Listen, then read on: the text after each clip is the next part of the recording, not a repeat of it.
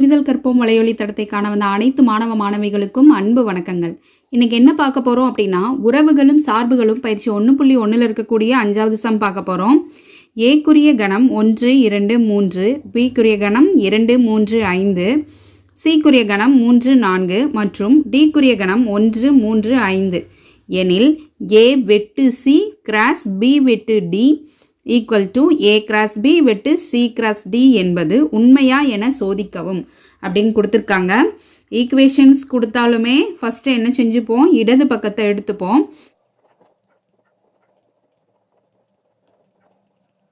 இடது பக்கம் என்ன கொடுத்துருக்காங்கன்னு பார்த்து எடுத்து எழுதிக்கலாம். என்ன கொடுத்துருக்காங்க, ஏ வெட்டு சி கிராஸ் பி வெட்டு டி. ஃபஸ்ட்டு ஏ வெட்டு சி கண்டுபிடிச்சிக்கலாம். ஏ வெட்டு சி ஃபஸ்ட்டு ஏ கொடுத்துருக்காங்க இல்லையா, இப்போ ஏக்குரிய கணத்தை எடுத்து எழுதிக்கலாம். 1 2 3 இதுதான் ஏக்குரிய கணம். இடையில வெட்டு கொடுத்துருக்காங்க, அதையும் போட்டுக்கலாம். அடுத்து சி கொடுத்துருக்காங்க, சிக்குரிய கணம் 3 4. வெட்டு அப்படின்னா ரெண்டுக்கும் பொதுவானதாக எடுத்து எழுதுவோம். ரெண்டுக்கும் பொதுவான உறுப்பு இங்கே என்னன்னு பார்த்தோன்னா 3. அதை அப்படியே எடுத்து எழுதிக்கலாம். அப்போது ஏ வெட்டு சி 3. அதுக்கு அடுத்து பி வெட்டு டி கண்டுபிடிச்சிக்கலாம். பி வெட்டு டி. பிக்குரிய கணம் 2 3 5. இடையில இருக்கக்கூடிய வெட்டு. டிக்குரிய கணம் 1 3 5. இப்போது இது ரெண்டுலேயும் பொதுவாக இருக்கக்கூடிய உறுப்புகள் என்னென்னு பார்த்தோன்னா 3 ரெண்டுலேயுமே இருக்குது, 5 ரெண்டுலேயுமே இருக்குது. அப்போது 3 5. அப்போது பி வெட்டு டி 3 5.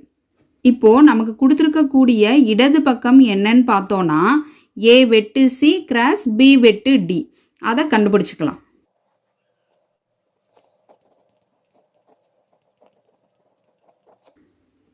நம்ம கண்டுபிடிச்சிருக்கக்கூடிய ஏ வெட்டு சி இங்கே என்ன இருக்குது, 3 இருக்குது. அதை அப்படியே எடுத்து எழுதிக்கலாம். இடையில இருக்கக்கூடிய கிராஸ் பி வெட்டு டி என்ன கண்டுபிடிச்சிருக்கோம், 3 5. அதையும் எடுத்து எழுதியாச்சு. இப்போது இதை கார்ட்டீசியன் பெருக்கல் படி எடுத்து எழுதிக்கலாம்.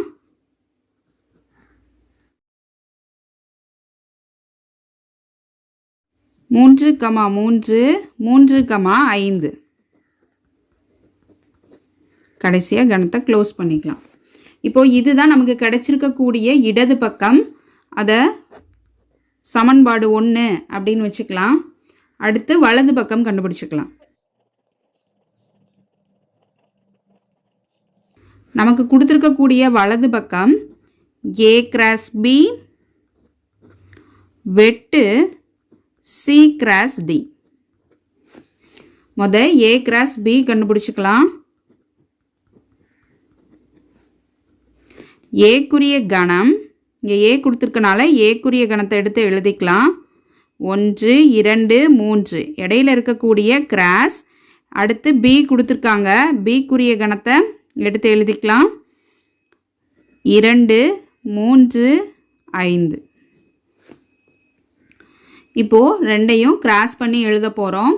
எப்படி எழுதணும், ஃபஸ்ட்டு 1 எடுத்துப்போம். எடுத்துட்டு ஒவ்வொரு உறுப்புகளோடையும் சேர்த்து எழுதணும். ஃபஸ்ட்டு நமக்கு கிடைக்கக்கூடியது 1 2 1 3 1 5.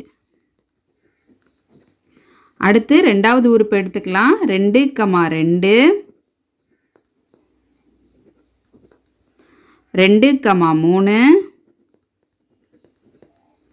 2 5. அடுத்து 3 எடுத்துக்கலாம். 3 2 3 3 3, 5. கடைசியாக கணத்தை க்ளோஸ் பண்ணிக்கலாம். இப்போ நம்ம கண்டுபிடிச்சிருக்கக்கூடியது A கிராஸ் B.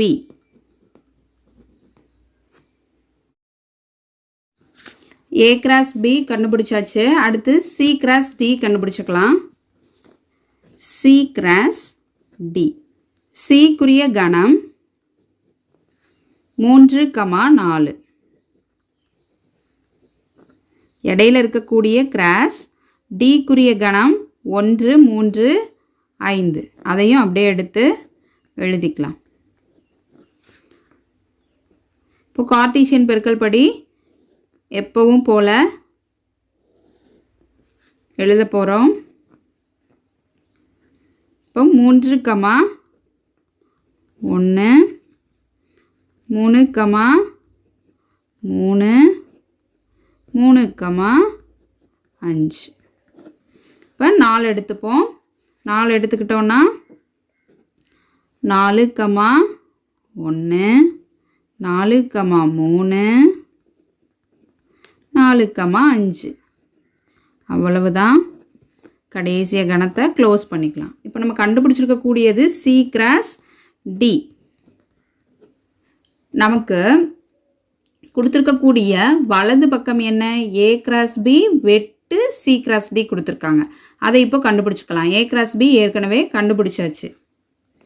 இப்போது A கிராஸ் B வெட்டு C கிராஸ் D அப்படின்னு கொடுத்து நம்ம கண்டுபிடிச்சிருக்கக்கூடிய A cross B C cross D இங்கே இருக்குது. ரெண்டுலேயும் எது எது பொதுவான உறுப்புகளாக இருக்குதுன்னு பார்க்கலாம். 1,2 1,3 1,5ன்னு கொடுத்துருக்காங்க. ஒன்றுக்குரிய வரிசைகளே இல்லை. அடுத்து 2,2 2,3 2,5 ரெண்டுக்குரிய வரிசைகளும் இங்கே இல்லை. அடுத்து 3,2 3,3 3,5 இருக்குது. இங்கே 3க்குரிய வரிசைகள் இருக்குது. இதில் செக் பண்ணிக்கலாம். 3,2 இல்லை. 3,3 இங்கே இருக்குது. 3,5 இருக்குது. அப்போ 3,3 3,5 மட்டும்தான் இருக்குது. 4க்குரிய வரிசைகள் இங்கே இருக்குது, ஆனால் இங்கே இல்லை. அப்போது இந்த 2 உறுப்புகள் மட்டும்தான் 2க்கும் பொதுவானதாக இருக்குது. அதை எடுத்து எழுதிக்கலாம். இப்போ இந்த 2 உறுப்புகள் 3,3 3,5 இது 2 தான் அந்த பொதுவான உறுப்புகள். இதுதான் நமக்கு கிடைச்சிருக்கக்கூடிய வலது பக்கம். அதனால் இதை சமன்பாடு 2 அப்படின்னு எடுத்துக்கலாம். நமக்கு கிடைச்சிருக்கக்கூடிய இடது பக்கம் 3,3 3,5. நமக்கு கிடைச்சிருக்கக்கூடிய வலது பக்கமும் 3,3 3,5. அப்போ ரெண்டுமே ஈக்குவலாக தான் இருக்குது. அப்போ ரெண்டையும் எடுத்து எழுதிக்கலாம். சமன்பாடு 1 மற்றும் 2லிருந்து அவங்க கொடுத்துருக்கக்கூடிய ஈக்குவேஷனை அப்படியே எடுத்து எழுதிக்கலாம். A வெட்டு C கிராஸ் B வெட்டு D equal to A cross B வெட்டு C கிராஸ் D என்பது உண்மை.